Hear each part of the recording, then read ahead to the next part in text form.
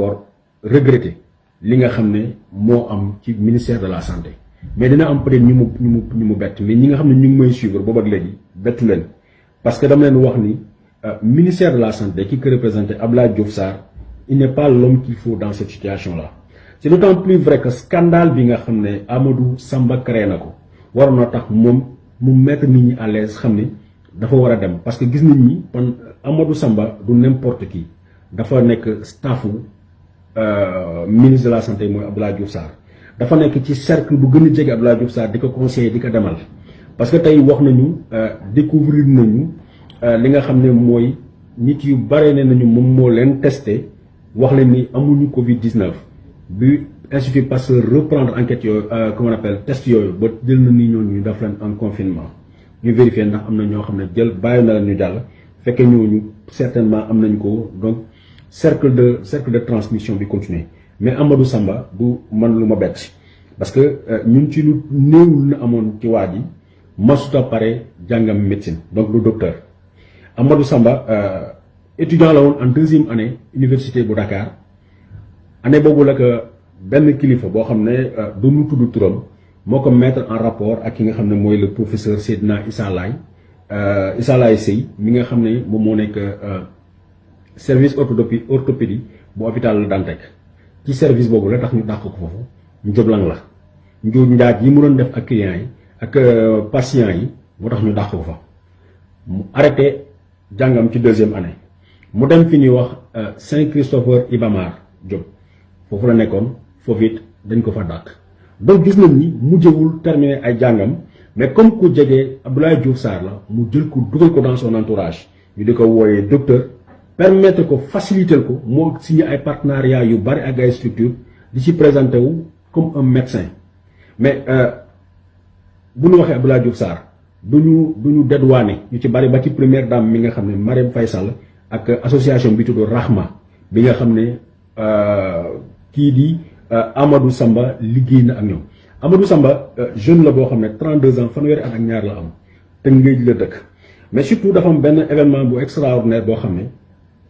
moom ci la ñu waroon a ci la Abdoulaye Diouf Sarr waroon a amee alerte mu pare ci booy bi xam ne dina ko indil scandale boobu Touba la xewoo waa hôpital bu Matlaboul Fawzeyni ñu ngi doon xaar benn cardiologue ministre Abdoulaye Diouf Sarr da leen di yónnee cardiologue fan ñoom ñu gis kan mooy wàcc Amadou Samba mooy wàcc ci benn 4x4 bu ministère de la santé ci biir échange yi mu amoon ak médecins yi ñu doon waxtaan ci produit bi ñuy wax Loxène produit la boo xam ne dañ koy dugal ci traitement wu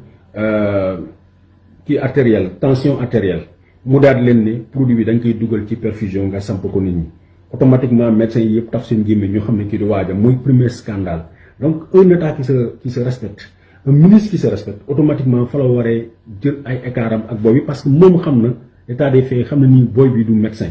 mais bëri na ay partenariat yoo xam ne le fait que mu nekk ci cadre APR yi CCR bu APR mais jege bi mu jegee ministre bi di Abdoulaye Diouf Sarr moo tax mu mën a am possibilité boobu donc dafa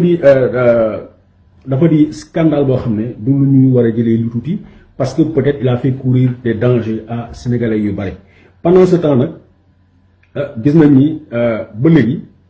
amul benn réunion de coordination boo xam ne gars yi def nañ ko ak ñi nga xam ne ñooy professionnels yi pour xam lan la ñu soxla ñu defal leen ko ñu ngi dégg ay milliards yoo xam ne may nañu ko Sénégal mais ba tey achat yi ça traîne démb maa ngi waxtaan ak kenn koo xam ne hôpital bu Mbour lañ nekk ñu di ma xamal ni 150 masques lañ leen indil alors que chaque professionnel toutes les deux heures dafa war a changer masque donc le problème il est toujours là pendant ce temps les professionnels de la santé ba tey mënuñu toog a ngum ak président de la République pour mu wax leen lan mooy suñu besoin xaalis as tuut bi nga xam ne ñu ngi koy yor ci kees yi ñu jënd leen ko matériel mais lan la ñuy organiser mooy défilé de mode palais parce que noonu lañu koy tuddee parce que mënuma comprendre ay Abdoulaye Mbaye Peex mënuma comprendre ay El Hadj Mansour Mbaye ñooñu ban impact lañ am tey ci askanu Sénégal bañ leen mën a invité ci loo xam ne encore d'autant plus que dañ ne waxtu ji ñu nekk confinement général lañu soxla dañuy bañ nit ñi joxante loxo nit ñi jaxasoo mais l'exemple le plus extraordinaire tamit muy wane ni ñii ils n'ont pas encore compris la gravité de la situation mooy bu ñu gisee Serigne Modou Kara ñëw di lëngoo ak président di joxante loxo ak président de la République alors que wax nañ ni jàngoro bi ñu jànkonteel lii lay tere ñu bari nee nañ ñu lan mooy seen solution suñu solution wax nañ leen ko li ñuy conseillé tey mooy ñu def confinement général parce que keroog bi ko chinois yi comprendre ba ñu jël 56 millions de personnes ci province bu ñu wax Hubei keroog la ñu mën ndànk-ndànk régler problème bi nañu jox askan wi lu ñu lekk nañ leen fayal luyaas nañ leen teggil fayu courant bi nañ leen teggil fayu ndox mi Sonatel nañ ko réquisitionné ñu permettre nit ñi ñu mën a wootante demante ak digg jokkoo bi yomb comme ça ñu communication bi mën a gën a am doole boole ci encore dañuy préconiser li ñuy wax dépistage massif c'est-à-dire tant que xooluñu ci biir askan wi ñu woo ñëpp ñu ñëw ñu def leen dépistage du ñu xam nombre bi donc duñu mën a teel a mën a pare ci jàngoro bi parce que gis nañ ni pays yi nga xam ne comprendre nañ ko boole ñaari confinement ak dépistage ñoom réglé nañu seen problème yi encore nee nañu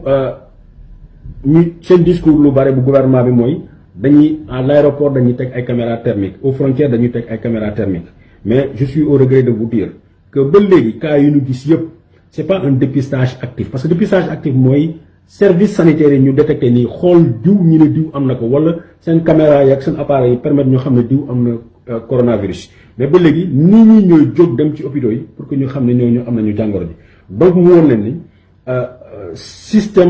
système bii ñu jël système boobu baaxul donc il n'est jamais trop tard avant que ay bakkan di rot sant yàlla ba léegi am nañu 142 cas mais amaguñu ñu dee mais waxoon naa leen ko Sénégal ne peut pas faire face parce que ba léegi ay cas mineurs lañ am bu ñu yeggee ci grave ba ñuy soxla nit ñi ñu leen takkal ay respirateur ñu leen intubé bu boobaa Sénégal du mucc li nga xam ne fa la Italie jaar Sénégal du mucc fa la France jaar dinañ am ay néew par force donc moo tax encore il n'est pas trop tard ñu ngi woo gouvernement bi na rectifier tir bi confinement général test massif na waxtaan ak professionnels yi xool li nga xam ne mooy seen soxla mu jox leen scandale bi génn na yeneen scandale dinañu génnaat parce que jusqu'à preuve du contraire wax nit ñi nañ ñëpp waxandoo benn baat nañ ñëpp rangandoo ci ginnaaw président de la République loolu du luy faj problème bi ñu bari tamit wax nañ ma ni ma pourquoi vous ne vous offusquez pas bi policiers yi génnee di dóor nit ñi ci mbedd mi man dama defe ni bu fekkee ne population yi nga xam ne dañu décider ni dañuy défier policier bu ñu dëkkoon benn île boo xam ne Neverland la tudd ñu nekk fa seen biir rek bu ñu respecté dara bu leen jàngoro bi ñëwee mu rey leen foofu ñoom seen problème la mais wax dëgg yàlla dañu dëkk ak ñoo xam ne bëgguñu dee dañu dëkk ak ñoo xam ne dañu ragal jàngoro gi ñooñu nag bu fekkee ne amuñu benn mesure boo xam ne mën nañu ko jël nu ñu leen mën a contraindre ba nu respecter li nga xam ne moom la askan mi mbooloo mi bëgg man je suis pour ça donc damay féliciter force de l'ordre du Sénégal ci liggéey bu extraordinaire bi ñu nekk di def d'autant plus que ils sont exposés au même titre que kenn ku ne parce que dama image yi may gis amuñu masque amuñu protection te bu ñu paree encore seen mbir njaboot la ñuy jëm donc encore waxaat encore gouvernement Sénégal il n'est pas trop tard il va falloir rectifier les tirs ci semaine yii ñu ñëw encore parce que gis nañu couvre-feu état d'urgence taxut chiffres yi mu ngi gën a yokkati encore nañu essayer pendant une semaine voire 2 semaines le confinement général d'autant plus que amaguñu chiffres yu élevé peut-être loolu mën na sauver Sénégal maa ngi leen di jaajëfal di leen gërëm di leen ñaanal yàlla ñu gisewaat ak jàmm jërëjëf